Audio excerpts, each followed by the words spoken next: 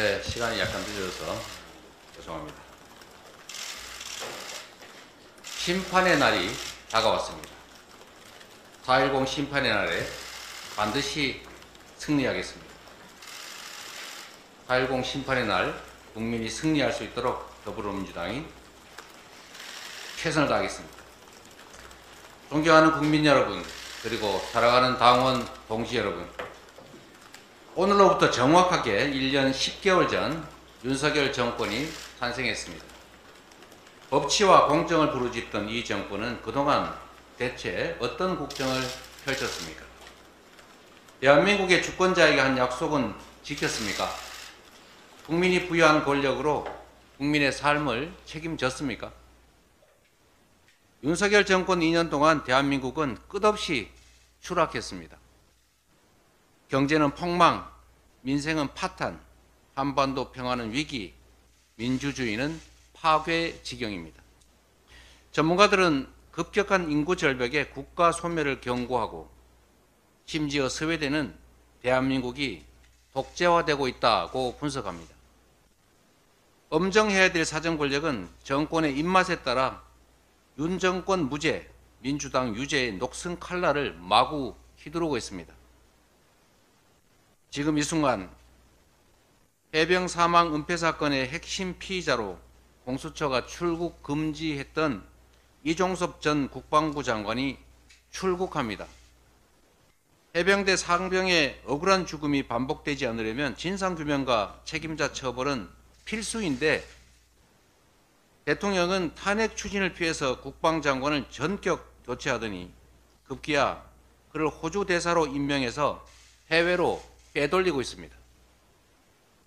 이것이 바로 정권이 강조하는 법치와 공정, 자유 대한민국의 실체입니까? 윤석열 정권은 2년간 나라를 망치고도 어느 것 하나 책임지지 않았습니다. 국민을 대표할 후보는 국민 존중, 이것이 기본 중의 기본인데도 국민의힘은 국민에 대한 최소한의 예의조차 지키지 않고 있습니다. 그야말로 폐륜공천으로 국민을 능멸하고 있습니다. 국정 실패를 책임지기는커녕 오히려 그 책임자들에게 국회의원 후보 공천장으로 꽃길을 깔아주는 폐륜공천입니다. 이 폐륜공천은 대국민 선전포고 바로 그 자체입니다.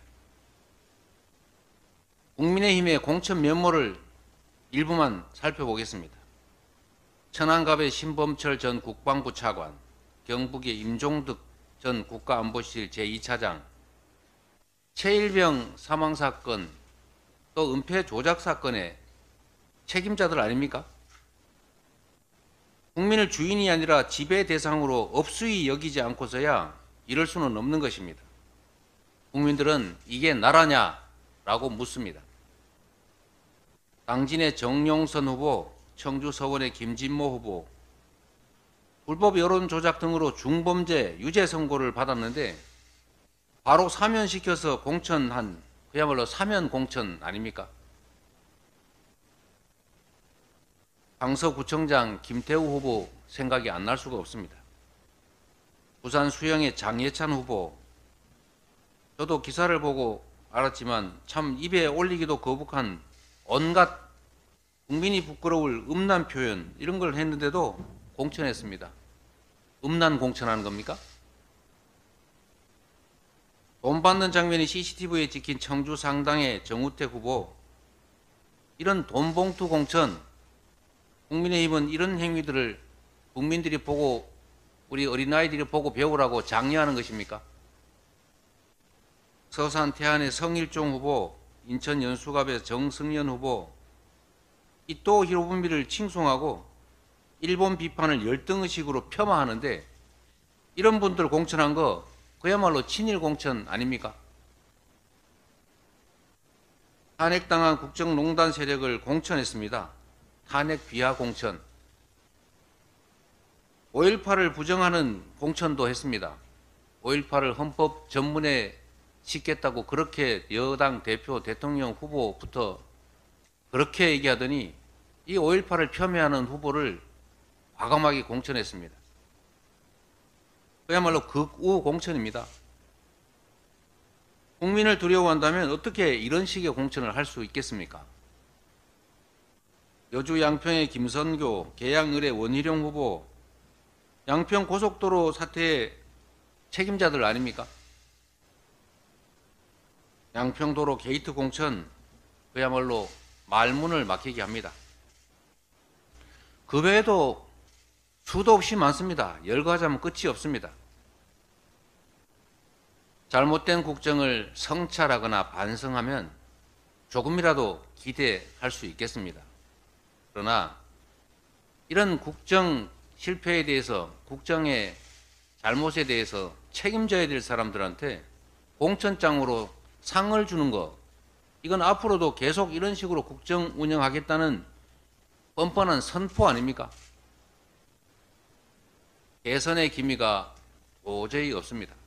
이제 남은 것은 심판뿐입니다. 4월 10일은 심판의 날입니다.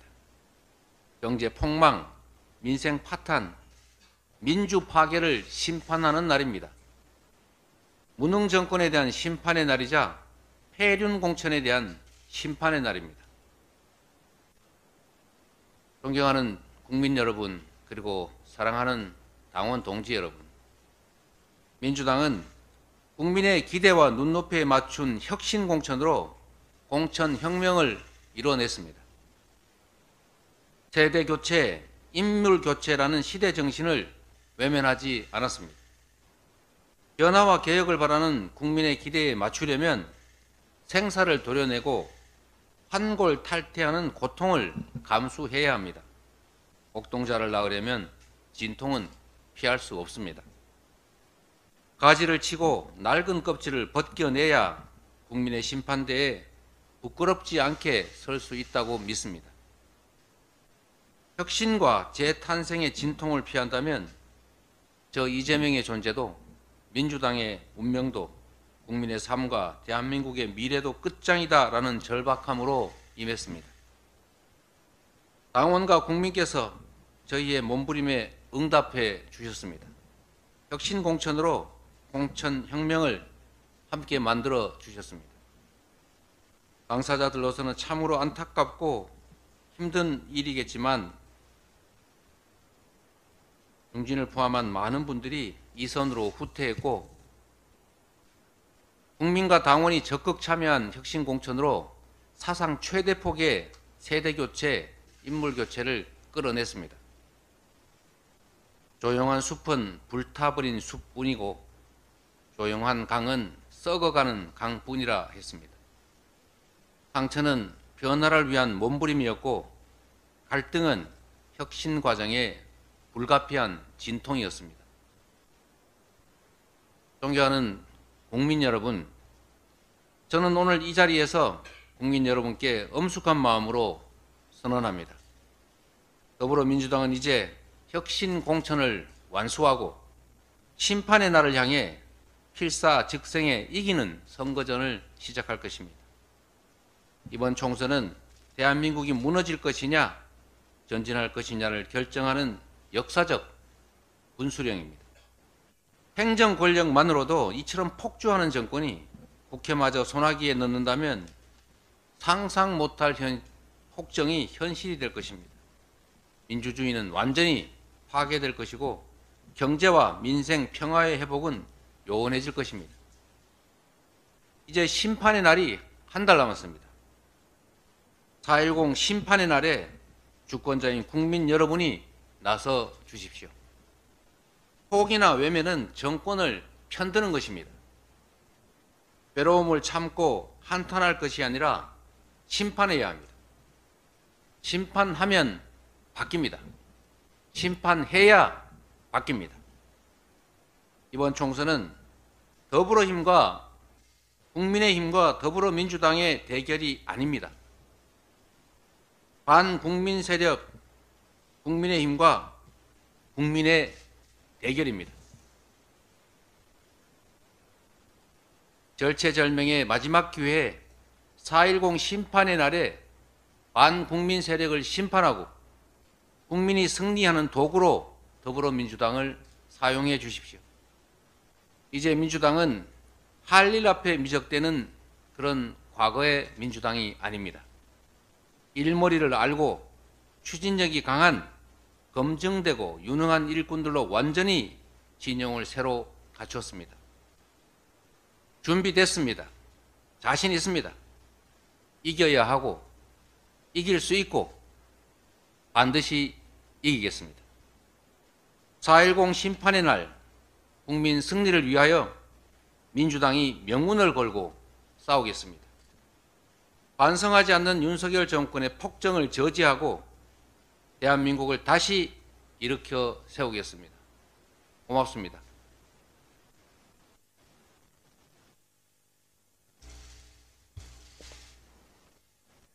네, 이제부터 언론인 여러분들 질문 받도록 하겠습니다. 손 들어주신 차례대로 질문 받을 텐데요.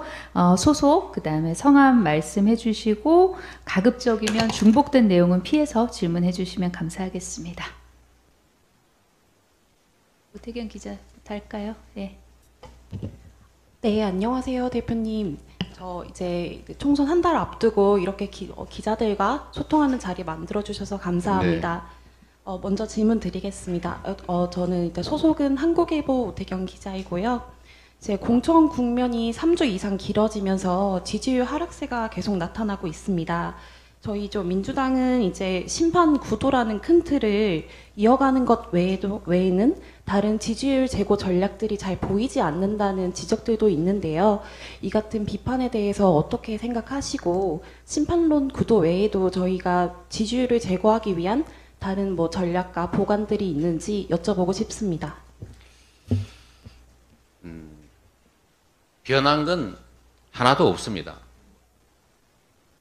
국민의힘 그리고 윤석열 대통령 정부의 국정 실패라는 점도 변한 건 없습니다. 앞으로 개선될 기미도 없습니다. 객관적인 지형은 동일합니다. 국민의 주권 의지를 무시하고 그야말로 주어진 권력을 남용해서 사적 이익을 취하느라 국민을 고통스럽게 하고 나라의 미래에 죄를 뿌렸습니다. 경제 폭망, 민생 파탄, 한반도 평화 위기, 그리고 민주주의 파괴까지 도대체 잘한 것이 없지 않습니까? 주권을 위임한 국민들은 이 잘못된 정권의 국정 실패에 대해서 책임을 물을 의지를 가지고 계십니다. 또 책임을 물어야 민주주의라고 하는 것이 작동을 합니다. 이렇게 무능하고 이렇게 무책임하고 이렇게 무대책하고 이렇게 국민의 삶에 국가의 미래에 무관심한 정권이 정권을 그대로 유지할 수 있다거나 확대할 수 있다면 그게 온전한 민주국가겠습니까? 우리 국민들의 민주적 사고, 시민의식이 그렇게 낮지 않습니다. 촛불을 들어서 현실의 권력을 끌어내린 저력 있는 민주 국민들이시기 때문에 이 정권을 심판하겠다고 하는 그 의지는 저는 변하지 않았다고 생각합니다. 다만 말씀드렸던 것처럼 공천 과정에서 혁신을 위한 몸부림이 오해되거나 또는 갈등으로 비춰진 측면이 있습니다. 실제로 갈등적인 요소가 없는 게 아니겠죠. 변화를 위해서는 불가피한 진통이라고 생각합니다. 이제 정상적인 구도로 되돌아갈 것으로 확신합니다. 그리고 국민들께서는 과정이 아니라 이제 결과도 지켜볼 것입니다. 국민의힘의 저 폐륜 공천, 뻔뻔 공천, 부패 공천, 그리고 국정 난맥 공천 이런 것들에 대해서 국민들께서 민주당의 혁신 공천의 결과를 지켜보실 겁니다. 후보들을 비교하시게 될 것입니다. 정권 심판이라고 하는 이번 총선의 본래적 의미를 국민들께서 다시 지켜보시게 될 것으로 생각합니다. 네, 다음 질문 이어갈게요. 네네. 네. OBS 이여진입니다. 선대위원장을 대표님이랑 이해찬, 김부겸 전 총리님 세 분을 겸임하고 번역별로 선대위원장을 따로 둬서 이제 20명 규모로 좀 선대위를 꾸린다는 보도가 나왔는데 이게 사실인지 그리고 선대위원 분들을 언제쯤 인선하실 건지 궁금합니다. 이제 공천이 거의 끝나가고 있기 때문에 이제 선대위 체제로 전환해야 될 시점인 건 맞습니다. 그 선대위 구조를 소위 혁신형으로 할 것인지 여러 가지 논의들이 있습니다. 의견을 다양하게 수렴하고 있는 과정이고 보도된 내용들도 그 여러 가지 검토되고 있는 것들 중에 또 한 안 정도인데 아직 구체적으로 세부적으로 결정된 것은 없습니다.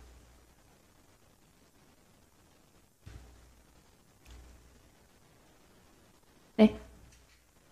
마이크 켜주세요. 네. 네, 전자신문 최기찬 기자입니다. 지금 각종 여론조사에서 조국 신당 지지율이 지금 10% 내외를 얻고 있는데 이게 지금 민주당 의석수에 영향을 줄 수도 있다라는 분석이 좀 나오고 있거든요. 좀 조국 신당에 대해서 어떻게 평가하시는지 좀 말씀 부탁드립니다. 조국 신당은 이제 비례 전용 정당을 표방하고 있습니다.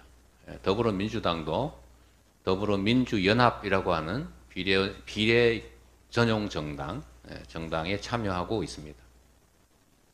더불어민주당과 조국혁신당은 동일한 평면에서 비교할 대상이 아니기 때문에 그 점에 대해서 특별히 제가 드릴 말씀이 없습니다.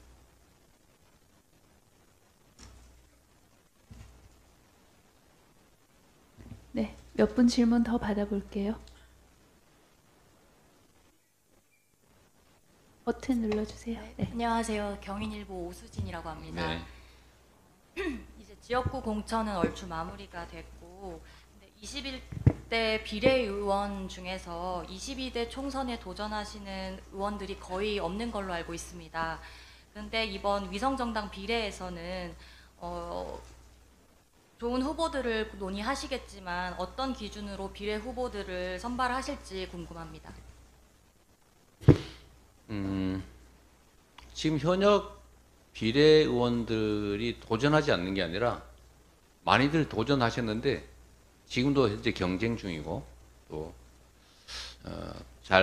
현역들하고 아마 경쟁을 하다 보니까 성공하지 못한 경우들이 꽤 많은 것 같습니다. 이번 비례대표는 민주당 자체적으로 선정하는 것이 아니라 더불어민주연합에서 선정하게 됩니다. 물론 저희도 의견을 내지 않을 수가 없겠지만 우리가 그 자체를 다 정하는 것 자체가 약간의 논리적인 좀 문제가 있을 수도 있고 그래서 좀 다양한 방식으로 선정하고 있다는 말씀 정도 드리겠습니다.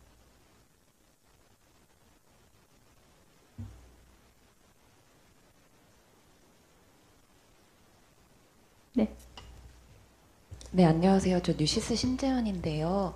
이제 오늘 같은 경우는 김부겸 전 총리께서 선대위원장으로 합류하신다는 보도 나왔는데 김 총리께서는 이제 선대위 합류에 있어서 뭐 상생이나 통합을 좀 전제 조건으로 내거셔서요. 혹시 대표님께서 좀 그런 방안을 제안을 하셨는지 아니면은 제안하실 계획이 있으신지 궁금합니다. 저는 아직 그런 얘기를 들어보지 못했습니다.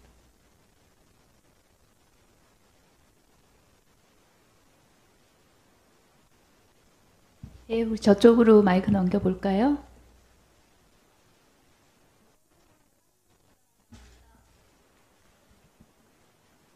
네, 대표님께서 아까 혁신 선대위에 대해서 잠깐 말씀을 주셨는데 네. 지금 김부겸 총리님이나 이해찬 총리님 같이 하시는 그런 체제랑 함께 그리고 노년, 장년, 청년 이렇게 같이 하는 노장청 선대위도 일각에서는 거론이 되고 있더라고요. 둘 중에서 대표님께서는 좀 어느 방향에 더 무게를 두고 계신지 궁금합니다.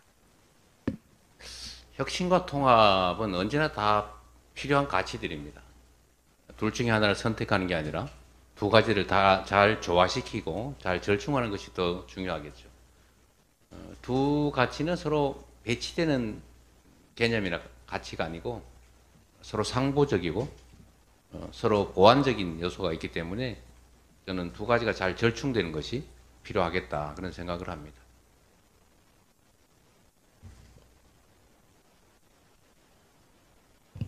몇 분만 질문 더 받고 예, 마무리할까 하는데 추가 질문 있으실까요? 예, 예. 네, 세계일보 최구석 기자입니다. 이건 조금 이른 질문일 수 있는데 이번 공천에서 대표님께서는 국민과 당원의 뜻을 중시한다고 하셨습니다. 네. 그렇다면 오는 8월에 전당대회에서 다시 국민과 당원이 대표님을 부르게 된다면 어떻게 하실지 궁금합니다. 제가 전에도 말씀드렸는데요. 이거 당대표, 이거 정말 3D 중에서도 3D입니다. 또 한 가지 이 공천이라고 하는 걸 이번에 처음 해봤는데 이거 한두 번 더 했다가는 주변 사람 다 잃게 생겼습니다. 너무 힘들고 너무 고통스러운 과정들이어서 누가 억지로 시켜도 다시 하고 싶지 않습니다.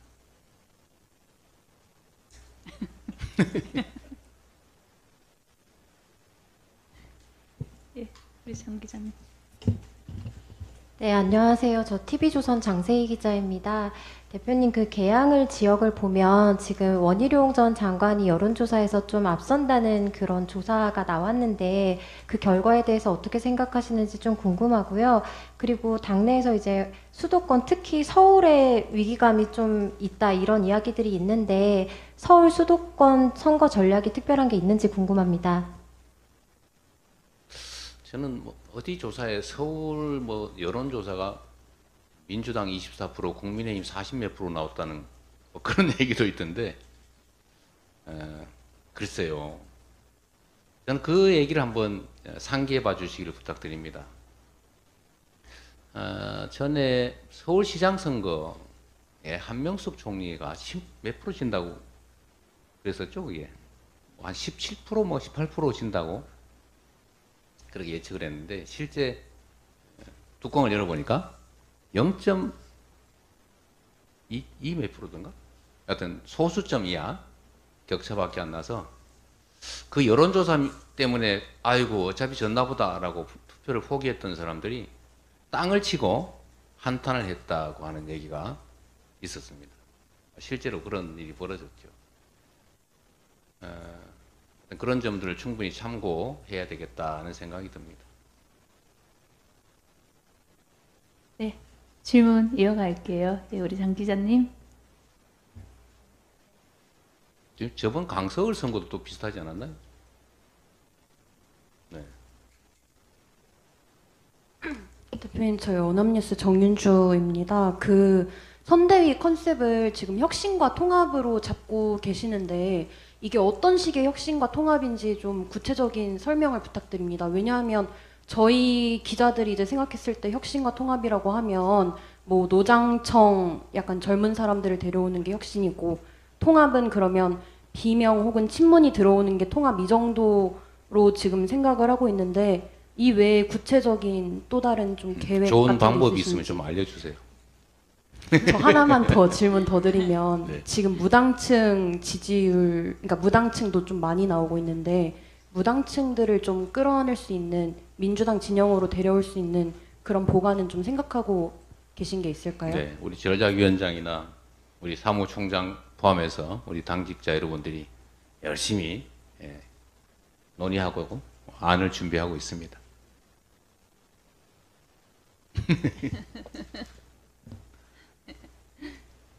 네. 네. 네, 대표님, 저 채널A 우영기 기자입니다. 오늘 그 기자회견에서 이제 윤석열 정권 심판해야 된다고 네. 말씀해 주셨는데요. 이번 총선에서 좀 구체적으로 목표하시는 의석수가 있으신지 궁금합니다. 저는 이전부터 계속 말씀드려 왔는데 이번 선거가 그렇게 녹록치가 않다라는 말씀을 드렸습니다. 어떻게든 단 일석이라도 우리가 일당이 되는 것이 현실적인 목표고 좀 욕심을 낸다면 151석을 확보하는 것입니다. 언제나 낮은 자세로 절박하게 교만하지 않고 국민에게 호소드리는 점은 결코 국민의힘에 일당의 위치를 주거나 특히 과반을 허용하게 되면 지금까지 겪었던 것은 상상도 비교도 안 될 만큼 엄청난 퇴행과 민주주의 파괴, 민생 파괴가 이어질 것이라는 점을 말씀드리고 싶습니다.